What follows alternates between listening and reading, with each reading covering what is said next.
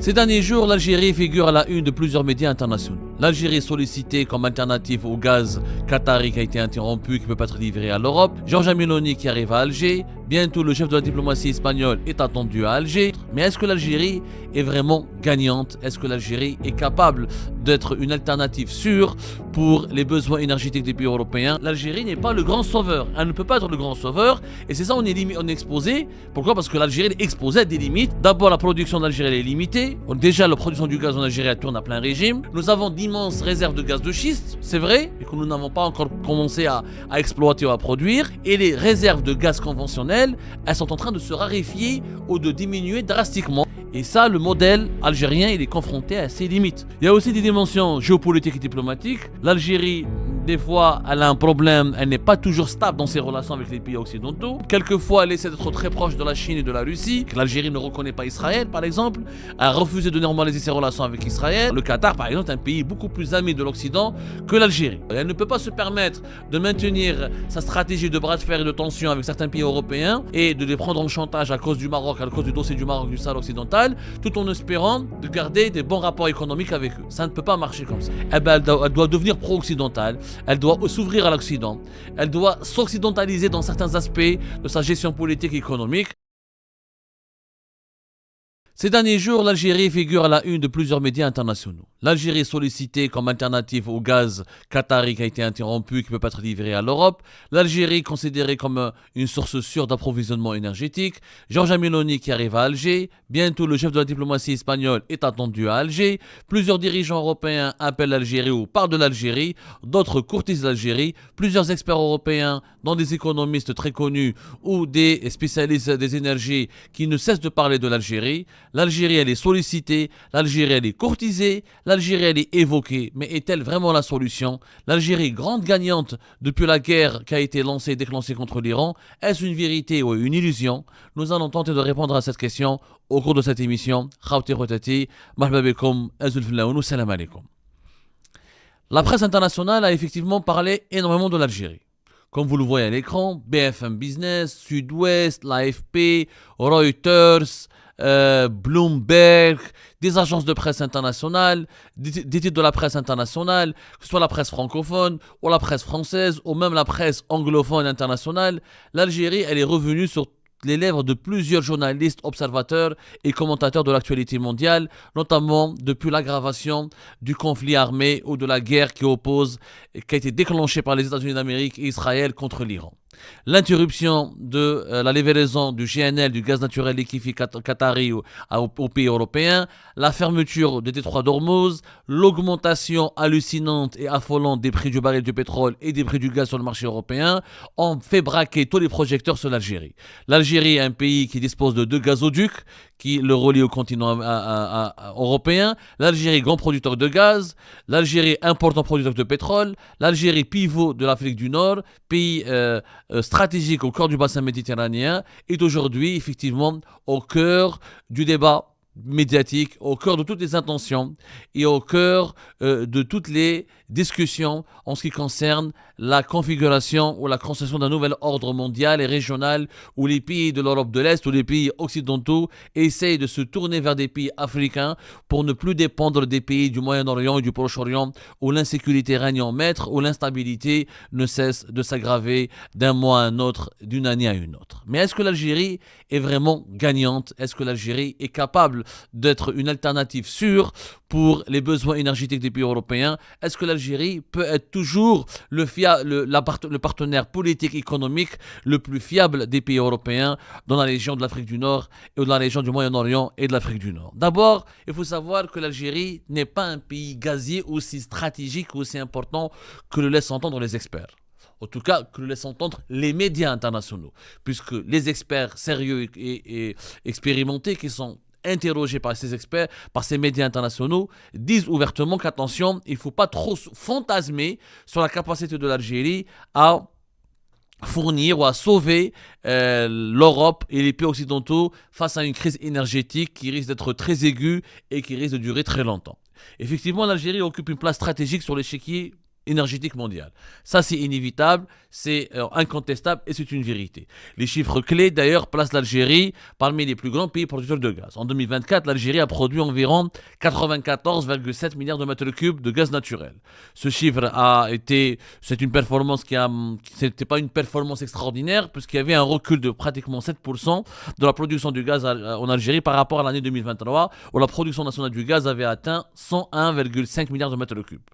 En 2025, il y a une reprise, une augmentation de 4%, mais on est toujours entre 100 et 105 milliards de mètres cubes. L'Algérie peut difficilement dépasser les 105 milliards de mètres cubes, alors qu'auparavant, elle produisait plus de 130, voire même plus de 140 milliards de mètres cubes. La production du gaz de l'Algérie, elle recule. Mais en demeure, au niveau mondial, effectivement, l'Algérie, elle est classée au niveau du 10e rang mondial, au 10e rang des pays les plus grands producteurs de gaz naturel. Elle fait partie, effectivement, des cercles restreints des pays qui produisent plus de 100 milliards ou au moins vers les 100 milliards de mètres cubes par an. Mais l'Algérie n'arrive pas à rivaliser avec d'autres grands pays producteurs de gaz, comme les États-Unis d'Amérique qui produisent plus de 1000 milliards de mètres cubes, ou la Russie qui produit plus de 630 milliards de mètres cubes.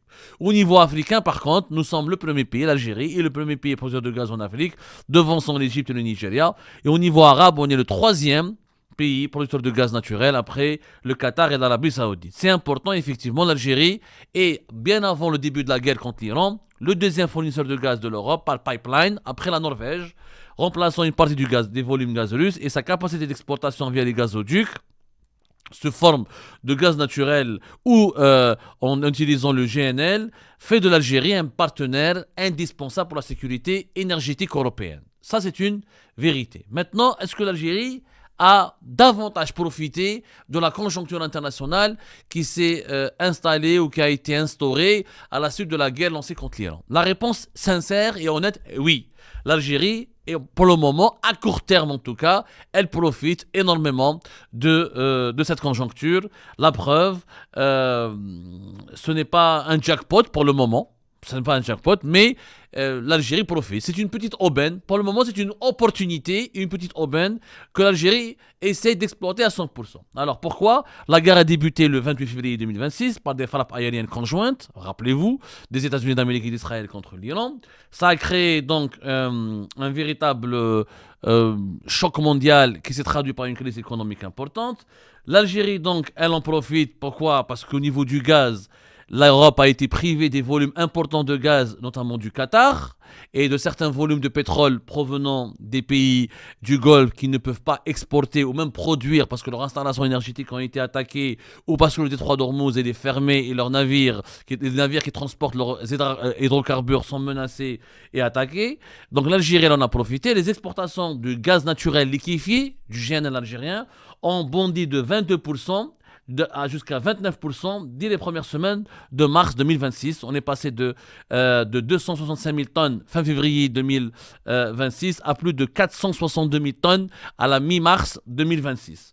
Vers l'Espagne, vers la France, vers le Royaume-Uni, vers les Pays-Bas, les exportations algériennes, y compris l'Italie, sont en train d'augmenter significativement. On parle d'augmentation de 22 à 29% en moyenne, alors que si on compare d'une semaine à une autre, on l'a déjà dit dans une émission que nous avons diffusée récemment, où nous avons même des augmentations de 50 à plus de 74%. Donc l'Algérie, concernant en matière d'exportation de gaz naturel liquéfié, c'est une opportunité qu'elle est en train d'exploiter. C'est pour ça que des médias français et internationaux ont parlé récemment explicitement d'aubaine et de l'Algérie parmi les grands gagnants, ou même de jackpot pour l'Algérie et la Libye.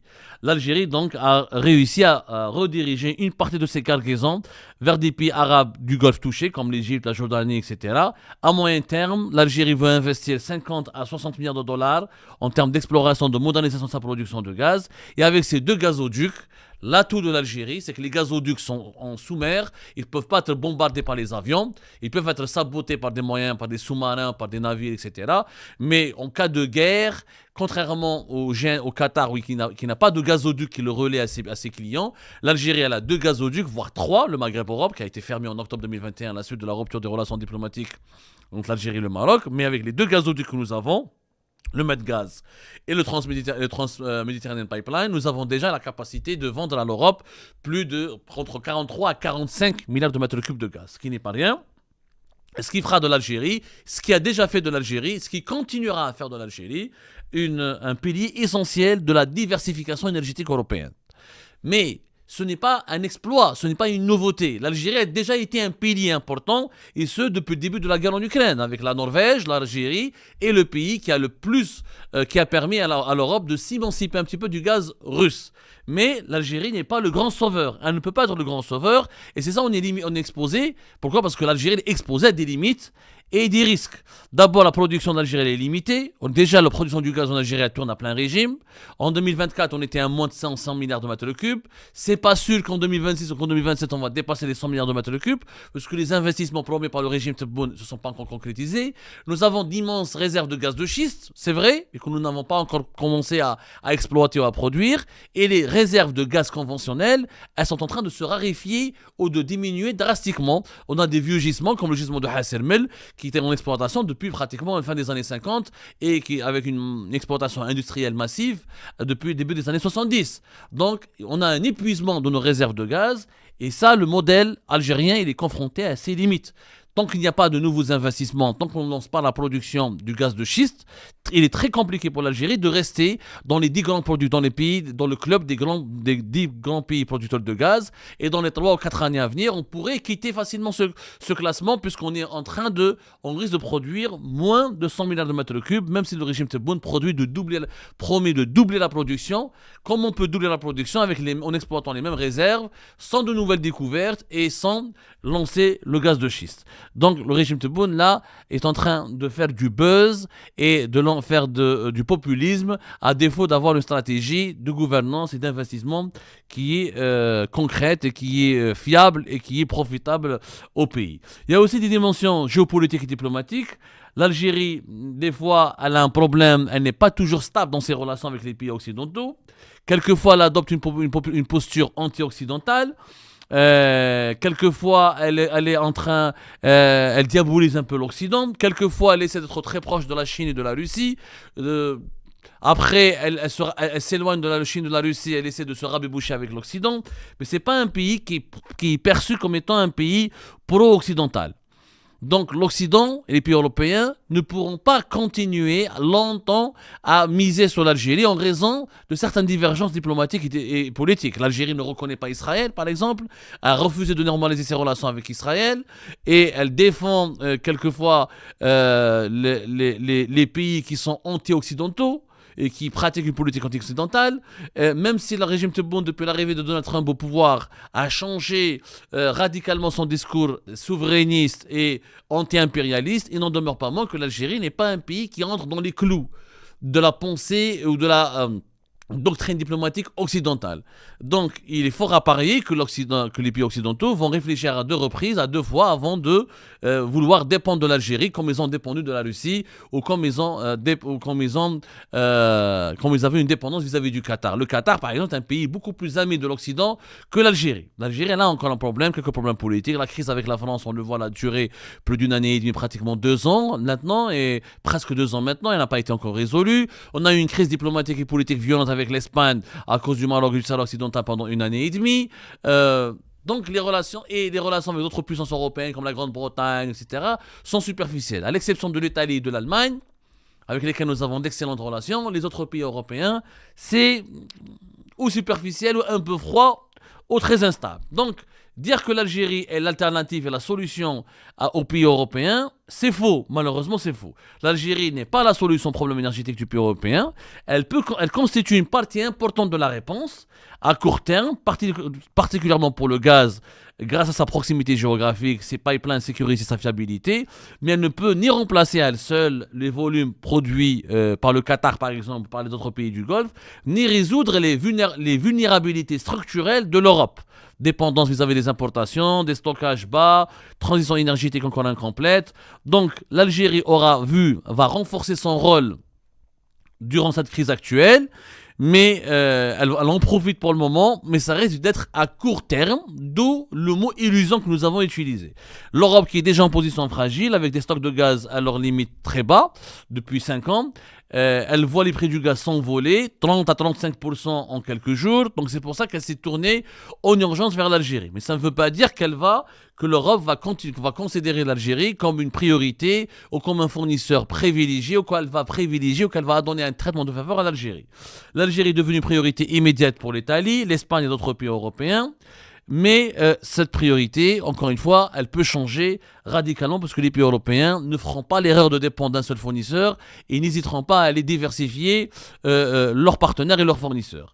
C'est vrai, nous avons les avantages clés de l'Algérie sont donc les pipelines, notamment qui sont à notre position, le Medgaz et le transméditerranéen, qui sont hors de portée des missiles et des drones, et qui sont moins chers et plus rapides que le GNL américain ou qatari, puisque on n'attend pas des heures et des jours et des mois pour faire venir une cargaison de GNL. Les pipelines sont connectés, permettent à l'Algérie d'être connectée à l'Union européenne, donc à l'Europe. Donc le gaz arrive rapidement. L'Algérie est déjà le troisième ou quatrième fournisseur de l'Union européenne, avec environ 12% de part de marché. L'Algérie, officiellement qualifiée par l'Europe de partenaire stratégique et fiable pour le gaz, mais les investissements européens dans l'économie algérienne restent très très faibles parce que justement il y a une méfiance. L'Algérie est perçue encore comme un régime très autoritaire, très souverainiste, très fermé sur lui-même, très nationaliste, avec une dialectique, avec un vocabulaire, avec un engagement souvent anti-impérialiste qui peut offusquer les pays européens, notamment en ce qui concerne les dossiers du Sahara occidental, le dossier de la Palestine et d'Israël, où l'Algérie a des positions totalement opposées et contraires aux agendas défendus par les pays européens. Donc, il y a des limites qui sont structurelles. Pour l'Algérie, nous avons une capacité saturée à court terme. Les pipelines, c'est vrai, ils fonctionnent déjà quasi à plein régime. Il y a très peu de marge supplémentaire significative pour pouvoir envoyer donner ou fournir plus de gaz à l'Europe. L'Algérie ne peut pas compenser à elle seule, comme je l'ai dit, les pertes qatariennes ou les perturbations du Golfe. Les experts parlent explicitement de limites structurelles parce que la production algérienne, elle risque d'être affaiblie significativement avec l'épuisement des réserves et l'augmentation de la consommation intérieure. 65% du gaz produit en Algérie va vers la consommation nationale. L'Algérie est un pays qui va dépasser dans 2 ans la barre des 50 millions d'habitants. Donc, ce n'est pas un petit pays de 2 ou 3 millions d'habitants comme les pays du Golfe, ça n'a rien à voir. La production du gaz elle est autour de 101 à 100 milliards de mètres cubes avec des champs vieillissants. L'objectif est de mettre l'Algérie, elle a promis de doubler. En réalité, l'Algérie, ses ambitions, c'est d'arriver à 2030 avec 140 à 130 milliards de mètres cubes. Mais cela nécessite des investissements massifs. Il n'y a pas de miracle immédiat parce que l'argent n'a pas été encore débloqué. Très peu de compagnies internationales investissent en Algérie à cause de l'instabilité réglementaire, à cause des